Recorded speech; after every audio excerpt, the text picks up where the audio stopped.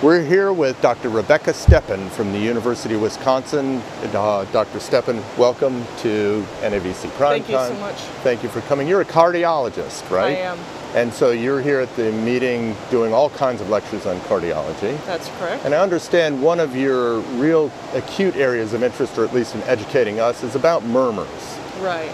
So let's go through that. Right. The focus of one of my lectures today was about how to approach animals who have heart murmurs when they're discovered for the first time. So in other words, an animal will come in for a normal routine physical or perhaps needs a dental. Someone detects a heart murmur, be it in a dog or a cat, that's never been heard before. So then the question from the owner becomes, well, how worried do I need to be about this? What do we have to do, if anything? And where do we go from here? And of course, how much will it cost? So these are problems that we have to talk about with clients all the time. And it's nice to have a sort of a general approach to these sorts of cases so that each time it isn't a whole new invention of what we should be doing. Okay, so what is that?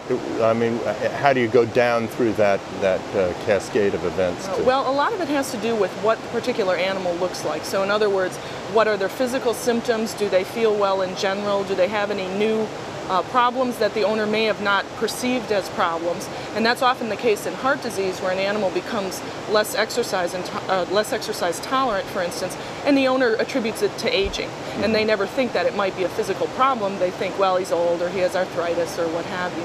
So by having when you hear the murmur, it raises your level of suspicion, so now you can talk to the owner a little bit more pointedly about, well, have you noticed this or have you noticed that? So the first step is to get more information from the owner about the animal's activity and how they feel. That's also important when you're trying to figure out how important the murmur is, because if the murmur is not very loud and the animal is completely well, and they have a murmur that is very typical for instance, for a small dog to have a mitral insufficiency murmur, very typical, nobody's surprised that they develop it as they age. And if the dog feels well, you probably will take a less aggressive tack in doing the diagnostics than you would do if the dog was ill or coughing or exercise intolerant or had some outward clinical sign.